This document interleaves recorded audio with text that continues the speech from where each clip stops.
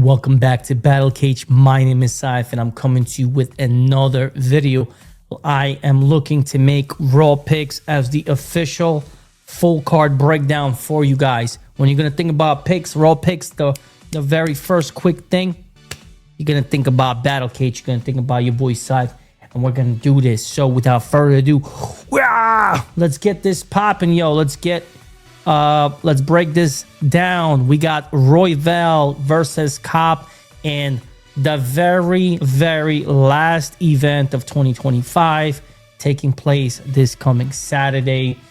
You know what I'm saying? Big implications for the flyweight division. Lots of things are happening in the flyweight division. Joshua Van is the new king via a freak injury over Pantoja. Take it how you want to take it. It is what it is. It's the game we play. Nah, I mean, Tatsula Ratara coming in with a beautiful performance over Brandon Moreno. So these two flyweights are looking to keep themselves relevant and on top. And I know Kape is looking for that title shot. He's looking for it, and he's very hungry. But before we get to the main event, let's break this card down in its entirety. So we got Jamie Lynn Horth taking on Teresa Bleda here. We're going to use ESPN graphic for the tail of the tape. The biggest thing you're going to know is that in most of her fights in the women's flyweight division, she's the bigger gal. She's the one who's pushing the pace. She's pushing the tempo. You know what I'm saying? She's the one directing, you know, the physicality. Not in this case. She got Teresa Bleda. She's 5'9". She's going to be the much, I don't want to use the word much, but she's going to match the physicality of Jamie Lynn Horth. And I want you to notice the age gap, 24 to 35. We got 11 years, the difference here. And yes, Teresa Bleda, she's been out for a while. She hasn't fought since 2023, which is a blemish. However, if you look at it, her taking time off from 22 to 24, I'm actually okay with that, because those are the 2 years. If she's out there honing her craft, that is when she's making strides that are exponential. Whereas Jamie Lynn Horth, let's say from 33 to 35, she may have gotten better. She's definitely training, but it's not going to be exponential growth. We know that. Those youth years, you never get back, and you know that those are just magical years. So let's give her the benefit of the doubt and say that she is, you know, honing her craft, perfecting it. So exponential growth. Her striking accuracy, 71% to 62.56. Like that also. And that takedown to both girls, both of these girls, they like to push the pace. They like to be physical. They want to control their opponent. But Teresa Bleda, you run the tape on her, you're gonna notice she doesn't stop. She's gonna push the tempo. She's gonna look for the takedown. She got a nasty single leg transition. I like what I see from her. I like her commitment. When she takes girls down, she doesn't just lay on them. She's very physical. She's looking for the finish. I like what I see. She's going to be the favorite. So, you know, we have to look at the lines here. Now, Teresa Bleda, she's the favorite. She opened up a minus 194. These odds, I believe, is from FanDuel.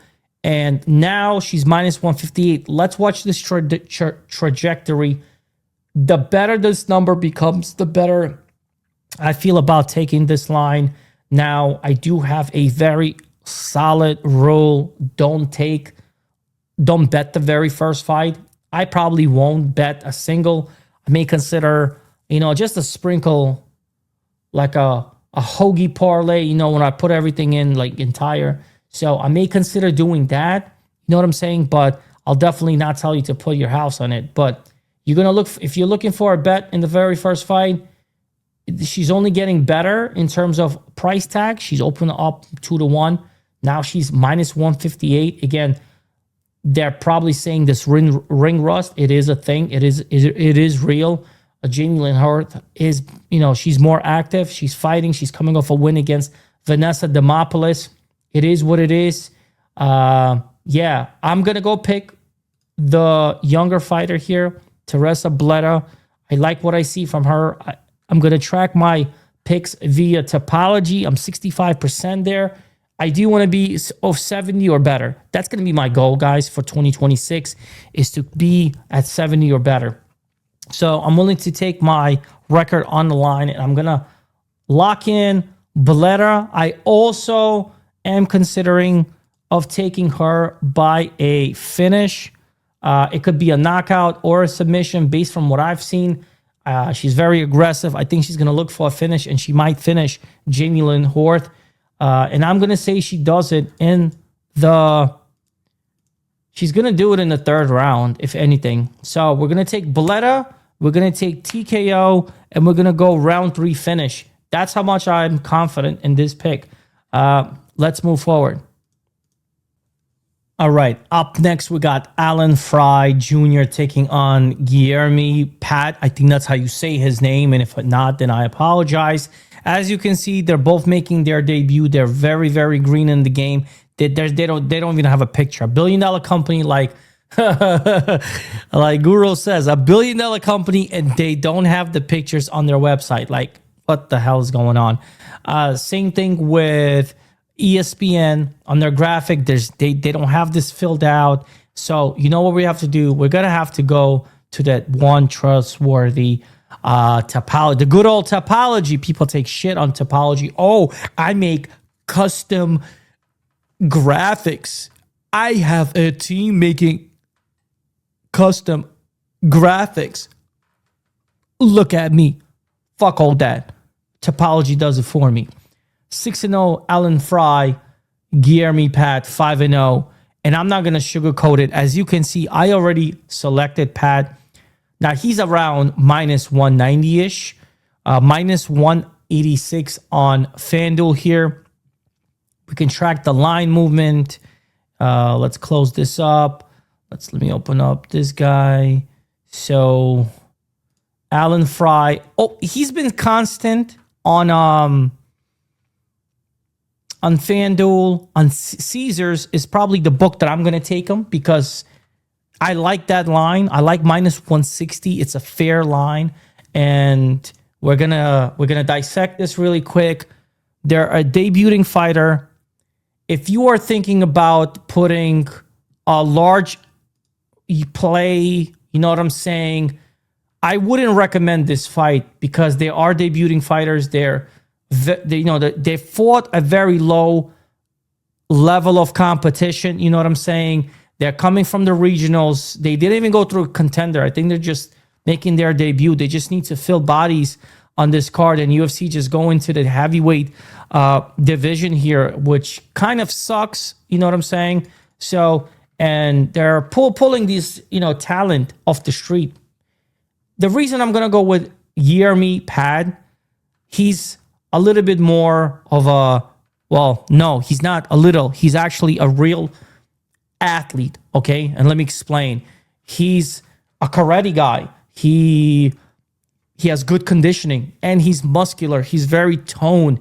You know what I'm saying? Whereas Alan Frye is your typical heavyweight with a little bit of a jiggle, if you know what I'm saying. Guilherme Pat, he's not a young boy. We don't have an age here, but he's 30 years of age. That was his last fight, I believe, when he fought Mauricio Cueros. Now, that was a year ago, so he's going to be 31. So he's going to be 31 years of age, not a young stud. You know what I'm saying? He's in his peak versus a 27-year-old on the brink of 28, Alan Frye. If you look at Alan Frye, you're going to get power, but no technique. And if you're going to look at Guilherme Pat, you're going to get really good technique, but questionable power sometimes. But you're going to get the conditioning. So if these two dudes don't finish each other in the first round, as the fight goes, the stock for Guilherme Pat, for me, is going to go higher. If I have to bet on somebody's cardio going to 3 rounds if it goes that way. Now remember, making your UFC debut, this is the last UFC, card. There's pressure. You may not want to go balls to the wall. Maybe you do. It depends. We don't know. We can speculate. Jeremy Pat has my money going the full 3 rounds. He's gonna retain the conditioning. He's gonna retain the power going down the distance. And because of that, I like it. And I'm considering adding him to a parlay just because of that. The public perception is going to be on Frye here. Fine. But I like what I see from the 6'5" karate stance. Bouncing on the balls of his feet. He's going to be active. Give me the cardio for Pat. The technique, the range, you know what I'm saying? He can piece up Alan Frye for 2 rounds and find the finish just like he did with this Mauricio guy who pressured him for 3 rounds against the cage. Fence fucked him for three rounds, but it doesn't matter. He found the elbow. He found the finishing touches in the later round. In the 3rd round, he was able to finish him. So I'm actually okay and very content. I'm gonna check my book as we speak while I'm breaking this thing down, just to make sure that the line is still there and available for me. So I actually don't have that line on Caesar right now, but I do have it at Bet Rivers at -165. I'm okay with that because I do see the line moving. I do see the line moving for the most part, but it's a debut fight. Don't go crazy. 1-800-GAMBLE. Please be warned. But I am going to pick Pat here. You know what I'm saying? My confidence level is about a 6. It's about a 6. So it's a reasonable pick. You know what I'm saying? It's a reasonable pick. And yeah, I'm gonna lock that in. Like I said, feeling pretty okay with that. Let's move forward. All right, up next we got Melissa Croden coming back. We remember her from Vancouver, that spectacular 3rd round finish. She's coming back against Luana Santos. Listen, I'm not gonna take long here. I'm going to pick Luana Santos. I think she's a snack. She got some skills. You know what I'm saying? She got some skills, especially when she's dancing. So I definitely want to see her win so she could dance. You know what I'm saying? Do a little twerk. Yeah, I mean, listen. In terms of striking, all jokes aside, Melissa Croden, she's the better striker, in my opinion. And she's longer, she's rangier. You know what I'm saying? She's going to have the 3-inch reach advantage. But, the speed, I believe it's going to be on Luana Santos. She just has to not overextend and get overzealous here because she could gas herself out against Melissa Croden. But, yeah, I'm going to go with Luana Santos. She's the younger fighter. You know what I'm saying? Again, I think she's a snack. Like I said, you look at the line movement. Luana Santos has been pretty much consistent around 160-ish, 170 line. And I'm going to go ahead and lock my pick with Luana Santos. 75% of the public are backing Luana Santos too. So this is like one of those fights where dog or pass situation, but my confidence around is like 4, 5 at best on Luana Santos, and that's just because I think I'm going with the younger fighter, man, and she's a snack, so whatever. Up next, this fight, man, I don't know, bro. I don't know, bro. I don't know. I'm not even gonna disrespect you guys by pretending to know. This dude that looks funny. I mean, he just looks funny. I'm sorry to say that. He just looks funny, and that's all I'm gonna say. And I'm gonna leave it at that. They have him as -300, almost, right? Yeah, we're that's not what we do here. We're not even gonna do that. That's a skip. I'm sorry to say, I'm not even gonna make a pick here. No. All right. Now we're talking, right? We got Neil Magny that just seems to be this underdog that is getting overlooked time and time again, and he seems to be cashing in the third round. How is he finding this? I don't know. But he's taking on this surging fighter, Yaroslav Amosov. You know what I'm saying? And let's look at the physicality. 32 years of age for Yaroslav, 6-footer. Magny kind of has the reach advantage almost against everybody here. The only other fighter that kind of matches his reach is going to be like Holland, right? Everybody else, he always got the range on them. So let's dissect this fight a little deeper. All right. So to break this fight once again, we're gonna go to the good old to apologize. I want you to really understand something. This guy is coming off from Bellator. You know what I mean? His last fight is 8 months ago on like regional CFFC. You know what I'm saying? Talent-wise, Pool, he's good. He's good. He has decent striking, and he has what someone would describe as above average wrestling. That's his bread and butter. He's definitely a wrestler, okay? My biggest problem with Yaroslav Amosov is his inactivity. In the last 5 years, he has fought 5 times. That's the range. From 2020, exactly 5 years ago, his first fight was 5 years ago, was Logan Sterling, split decision win. Douglas Lima, unanimous. Logan Sterling, unanimous rematch. He lost to Jason Jackson 2 years ago. And then fought Curtis Millender. How old is Curtis Millender?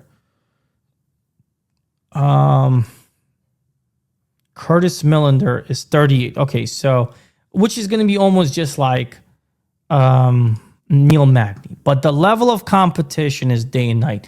To me, Neil Magny has fought people like Yaroslav. His last fight was Yaroslav. Jake Matthews is Yaroslav. You know what I'm saying? Does he bring anything special to me?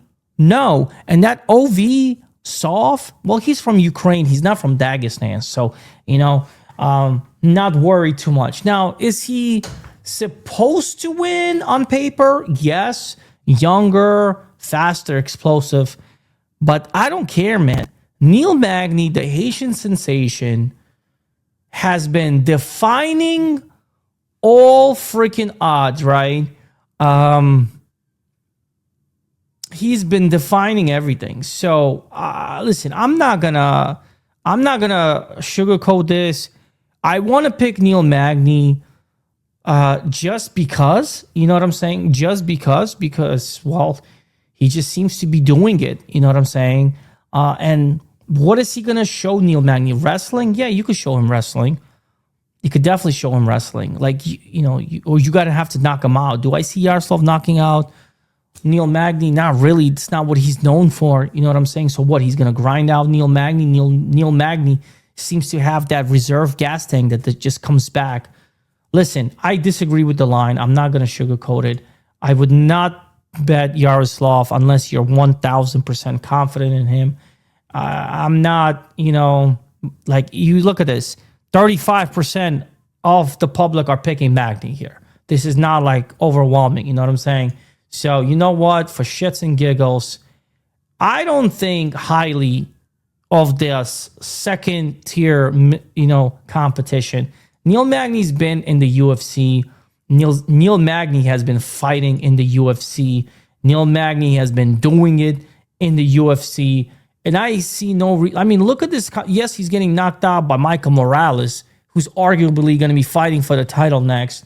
Carlos Pratis, look what he's doing. You know what I'm saying? Knocking out former champs.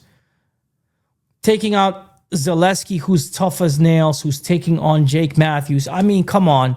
I'm not gonna doubt Neil Magny. Look what he did to Mike Malott last year, and who has fought 5 times in 2 years span. So I'm not gonna go against the Haitian sensation.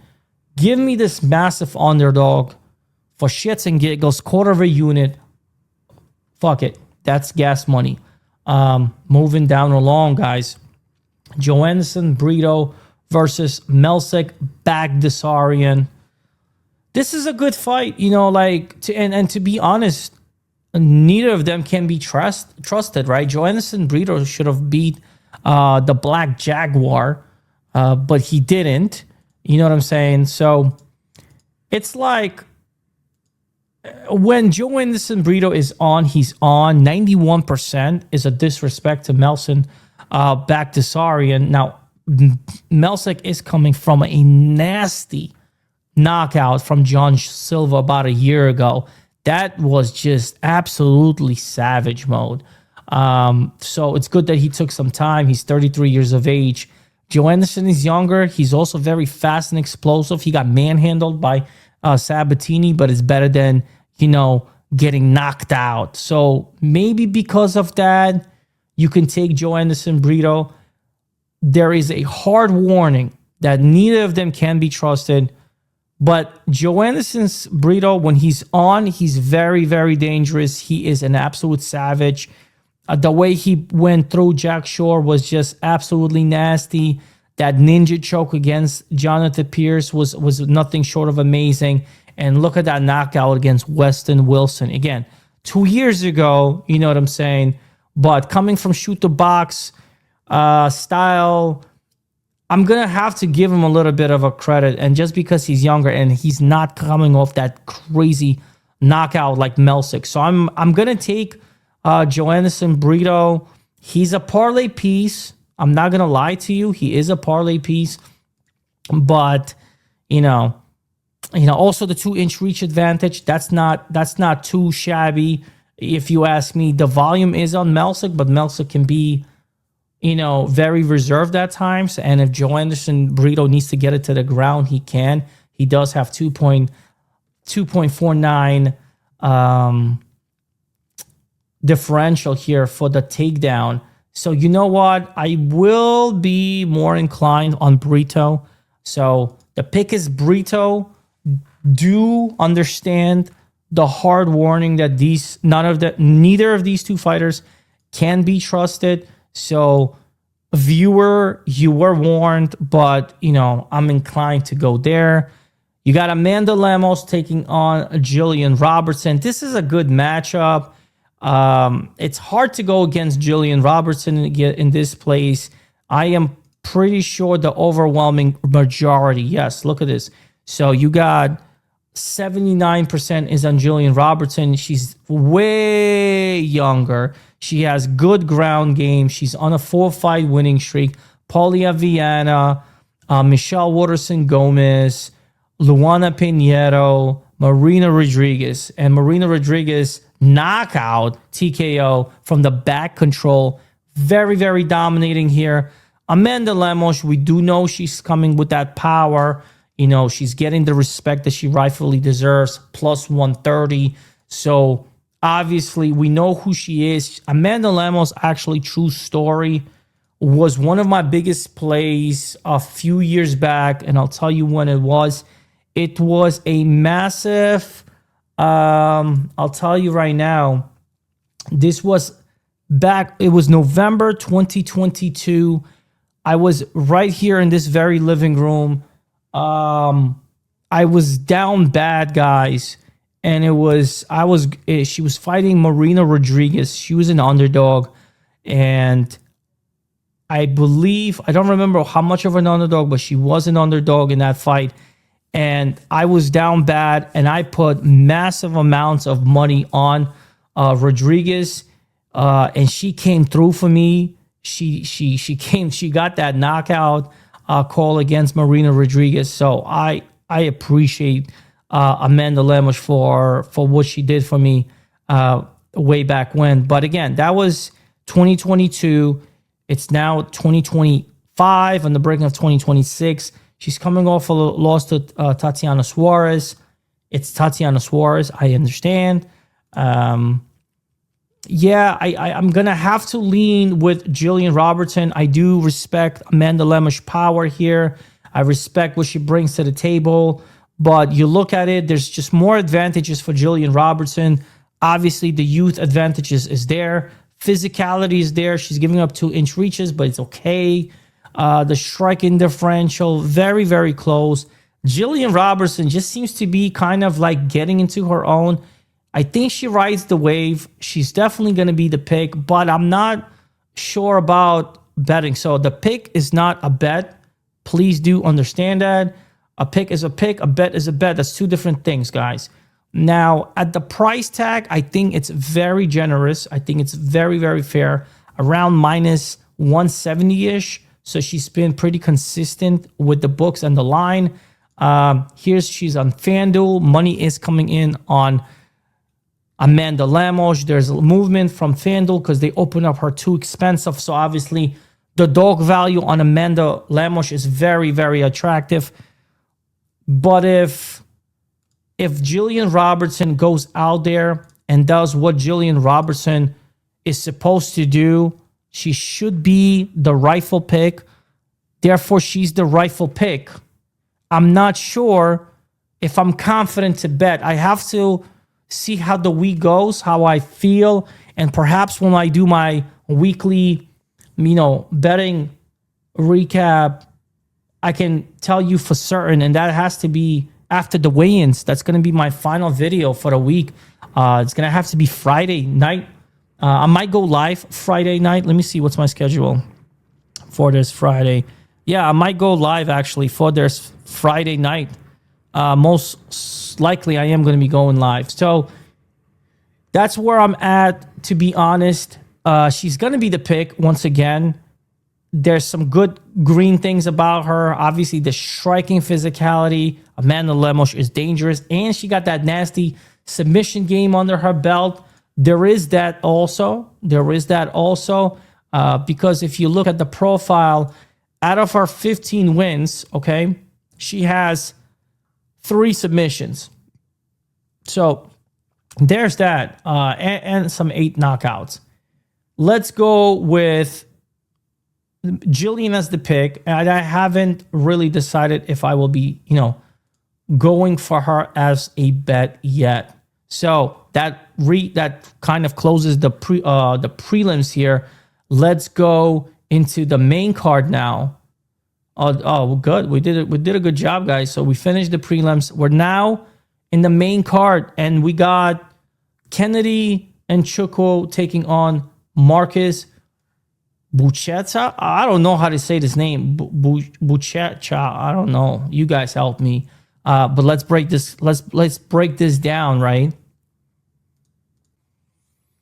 All right. So we kind of know who Kennedy and Chuko is, and he actually moved up in weight. He was a light heavyweight. He moved up in weight, and he's now in the heavyweight.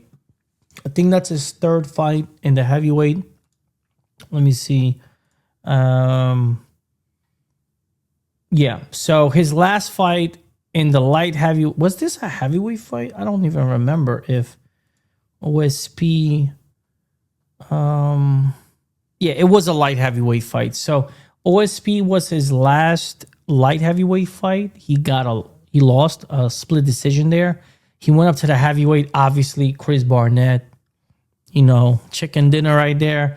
Brzezinski, he got a beautiful knockout, and he got heel hooked by Walter Walker, who heels hooking everybody these days. So you could give him a pass, but at the same time, red flag, because Marcus Buchecha, aka Marcus Almeida, apparently, is a very well decorated heavyweight BJJ practitioner. So there is that component here. You know what I'm saying? Here you see he has a black belt on, and he loves to dive for the takedown. Now, he has like a blemish, Martin Buday, but you can't front him Martin Buday. Martin Buday has a 16-2 record, who parted with UFC after his last win. That is a little bit of I don't know, I don't know what that was all about. But in any case, he came in as a big favorite against Martin Buday. Martin Buday was a plus 215 underdog there. As you can see, minus 250 moderate favorite. In this case, he's going to be the underdog. The line movement for this is, let's see, kind of steady. Kalinichuk at minus 150-ish. Just I think that's recency bias. That's just market of value at this point, which I'm inclined to say okay, but just given what I've seen, I think I'm going to go with the underdog here. I think there's a bounce back for this Marcus. He definitely has skill. There is skill. Now, physically, he's going to be definitely undersized in this heavyweight outing here against Kalinichuk, who is 2 years younger but has a massive 6-inch reach advantage. His striking differential is definitely way better than Marcus, 5.33 to 1.6.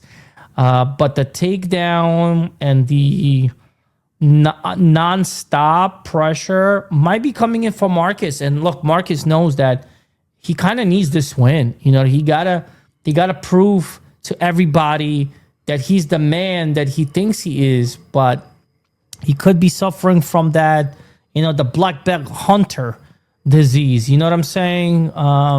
That you could be a very well-decorated BJJ practitioner, doesn't always translate to the octagon, because here you get hit in the face.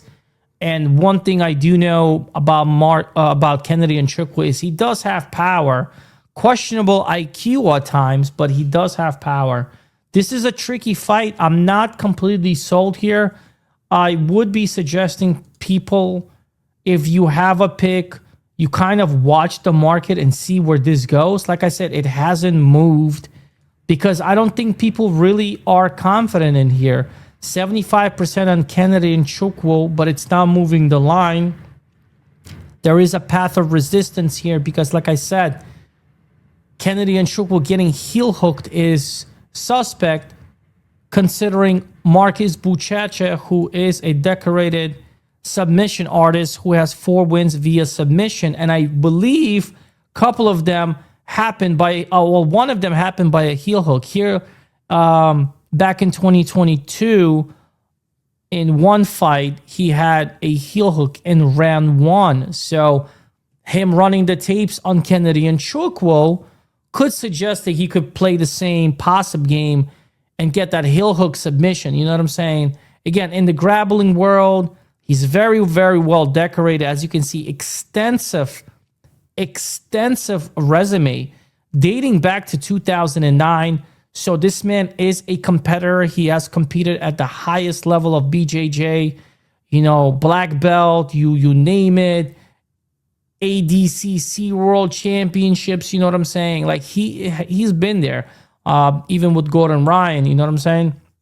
So, yeah, I would say that given the circumstance, there is value on this underdog. Now, am I going to tell you to bet him? Absolutely not. But I am inclined to pick him just because I see value. And value is everything in betting. So him going for the 2-leg takedown, Kalinichuk being very, very tall, 6'5", center of gravity might not be so good. His hips are very stiff. He pulls him out, grabs him to the ground, and now he's in Marcus' world. You know what I'm saying? So value is what's driving me on this pick, guys. And that's just the bottom line here. Up next, we got Melsik Costa taking on Morgan Charriere. And I'm not going to waste your time. I am inclined to pick Morgan Charriere here. I just think Morgan in this particular spot presents with a lot of, tools in his shed box versus Melsik. Now, Melsik brings a lot of heart. He brings the ground game. He brings good striking. You know what I'm saying? Let's pull that up right here.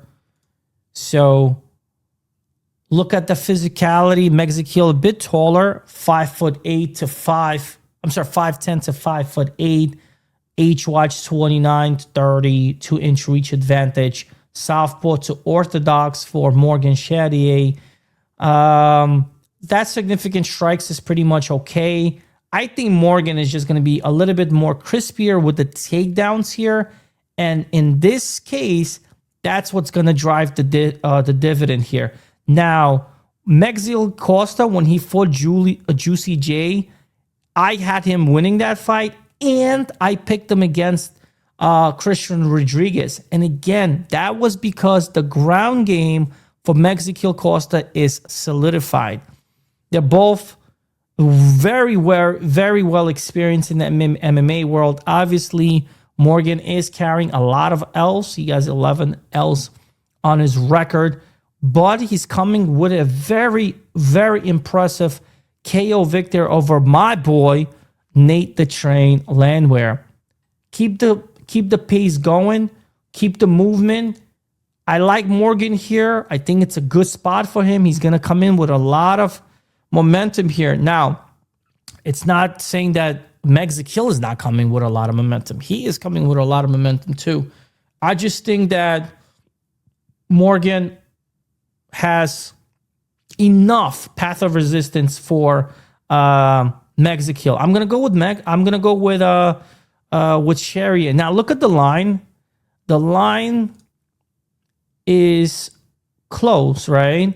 Melsik is pretty much at pick'em. It's a pick'em line. And Caesar's got it dead even, minus 110 a piece, minus 130 open line here at BetMGM. Now it's minus 130. That means Morgan was a dog, and now it's evened out. Again, I'm not telling you guys anything crazy.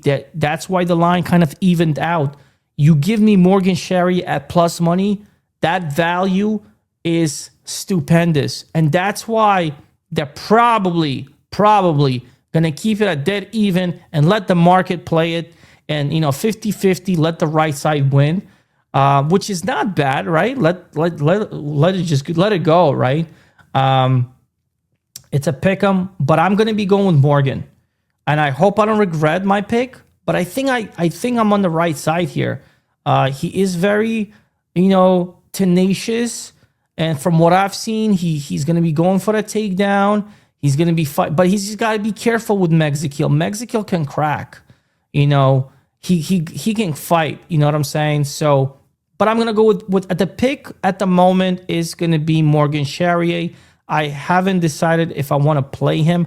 I do want to run a little bit more tape before I make that determination. But the pick for now is going to be Morgan Charriere. Let's move forward, guys. We got Cesar Almeida taking on Cezary Oleksiejczuk. Now, don't get confused. I was confused. I thought this is Michael Oleksiejczuk. It's not, okay? So don't get confused here, but it's another Oleksiejczuk, another Polish fighter here. I wonder if they're related. Now, his true record is 16-3, 9 wins by KO, 2 by submissions. He is riding an impressive KO streak. So he's been knocking dudes out. Now he's going to be fighting another stand-up fighter, Cesar Almeida. Cesar Almeida has tasted defeat against Roman Kopylov, who implemented a very, very heavy wrestling approach. Now, Abdul Razak got absolutely flatlined by Cesar. So let's just recap, guys. This is who you believe is going to be the more crazier striker. The only thing is, though, I have to run more tape on this Oleksiejczuk to see if he is a grappler. Oleksiejczuk is coming in at minus 175. His line has moved from minus 160 to minus 175, suggesting a movement toward that direction. I have to, because that would be the only path to victory if Oleksiejczuk is going to wrestle. And I don't know. Plus the age. The age is popping out to me, 25 years of age to 37. That's also a good look. So there's that. Now, I don't know if this is true or not, but the striking differential is absolutely insane here. I don't know, man. I don't know.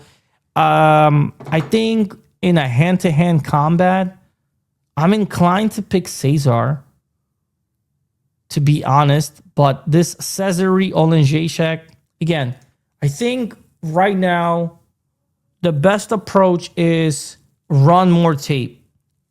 And I didn't run a lot of tape on this one. So I'm gonna say skip for now because I need to run tape. Giga Chikadze versus Kevin Vallejos. This is that changing of the guards, if you will.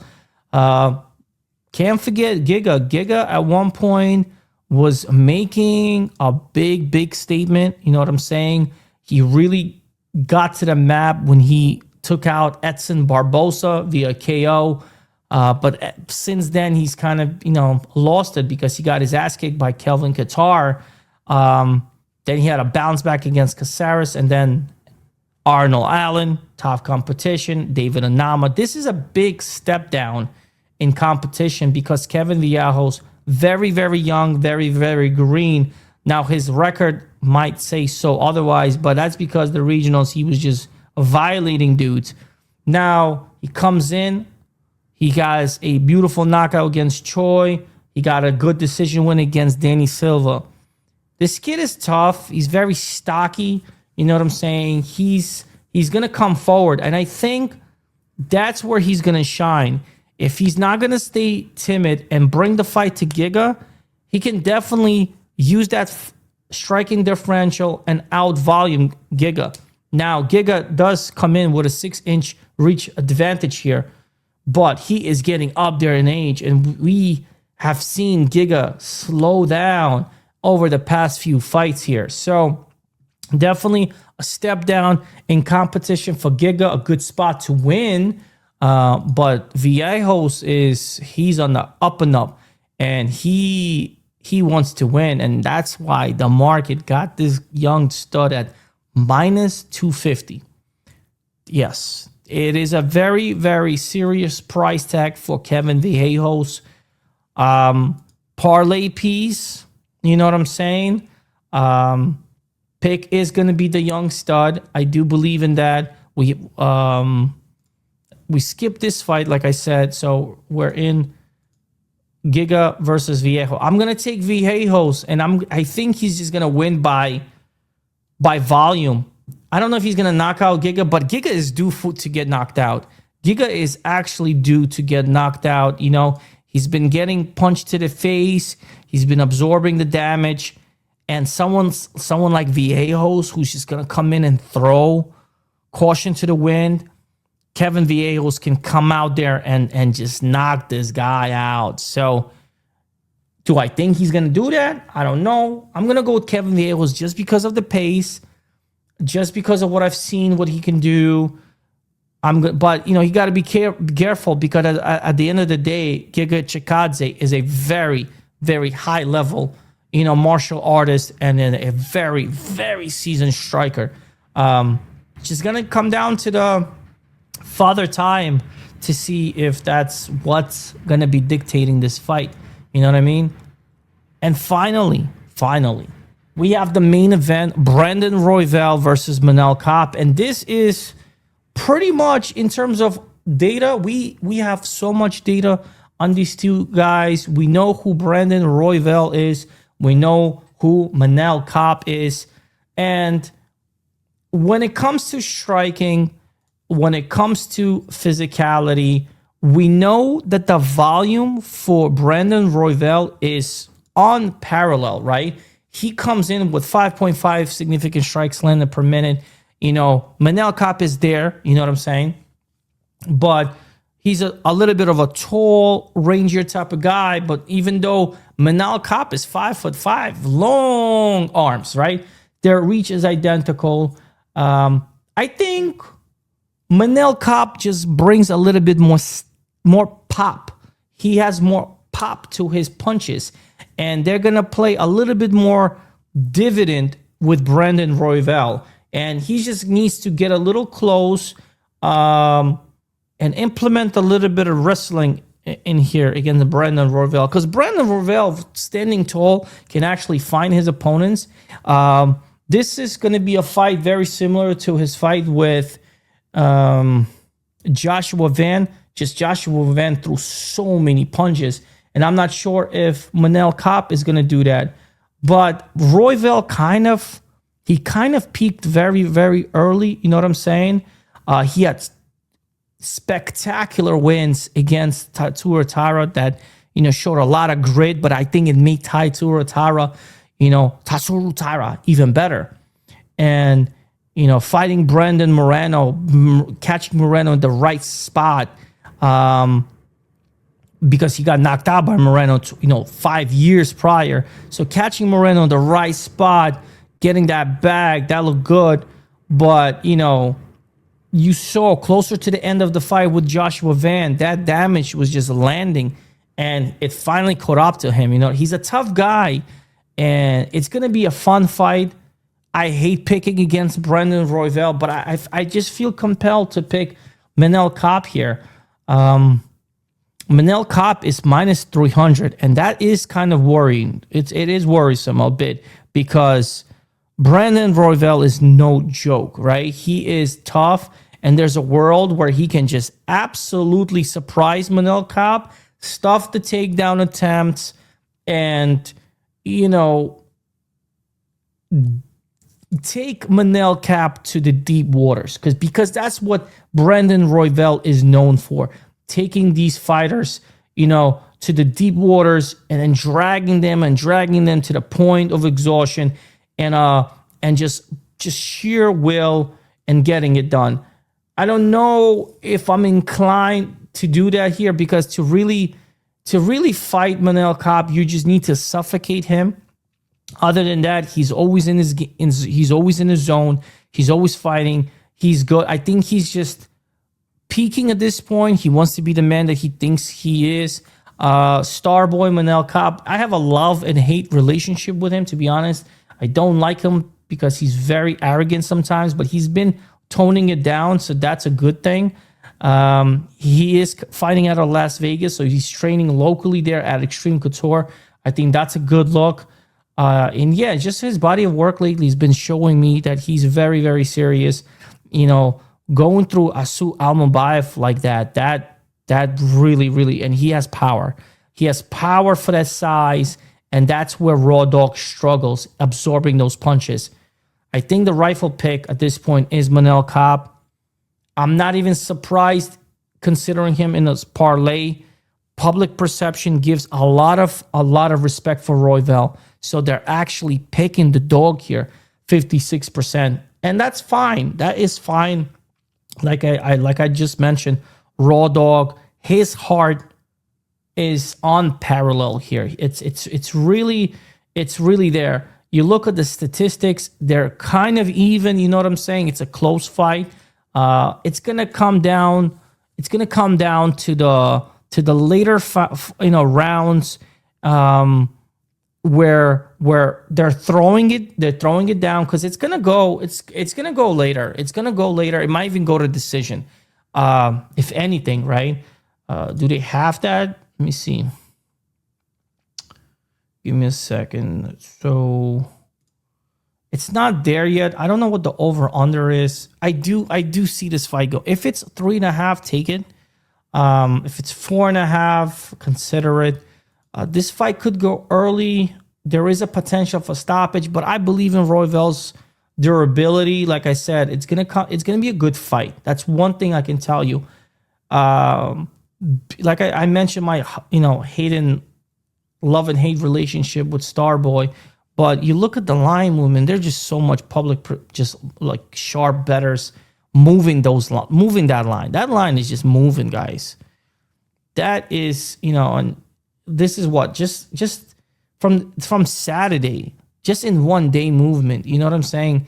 It's moving. Like it is moving. 260 moved to 295, 250 to 300. Now, looks like Betway, if you have access to that, that's the cheapest line that I have right now. Bet Rivers, also very cheap, considering what the two markets have, a minus 265. So if I'm considering taking him in my final parlay pick, which I am going to be picking him. I've picked him, as you can see. I've picked him. I don't know if I'm content in betting him. I will be considering that. I'm not going to lie to you. But that's where it's at, guys. That's where it's at. That's the final event of 2025. I do suggest you guys play reserve. Don't go crazy. If you are in the negative, this is not the card to really look for amazing spots. Yeah, I mean, these are my raw thoughts, raw picks. I do want to look for more value spots as the books open up and give us, plays.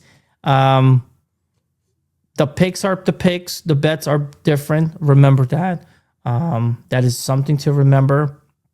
But yeah, this is kind of where I'm feeling. Let me know in the comment section. Let me know how you like this presentation. Give me advice on how I can make it better. I will be tracking my picks via topology moving forward. I will not be taking every single fight, but I'll be taking the picks that I think I'm picking. And yeah, I'm just gonna save this really quick so you can see my picks have been entered. There you go. Your picks are entered. So I'm locked in with my picks now. So that's a good thing. Yeah. Again, like and subscribe, guys. 2026, we're going to be doing good stuff. We're going to be more consistent. Consistency is key, especially in this game, right? That's how you build reputation. Special shout out to E-Man from yesterday on the live stream. He took home $100. So on my live streams from time to time, I will be giving out some bread. So make sure you get into that streams, play some bets with me live. I took some live action. I played Taituro Tyra for 2.5 units. Live play, by the way. Thanks to E-Man. Yeah, I'm just a dude that likes MMA, that likes sports in general. We're going to do more stuff moving forward. And yeah, let's get this ball really rolling in 2026. See you on the flip side. I got 2 more videos coming this week, so stay tuned for that, all right? Take it easy. Be blessed, never stressed. I am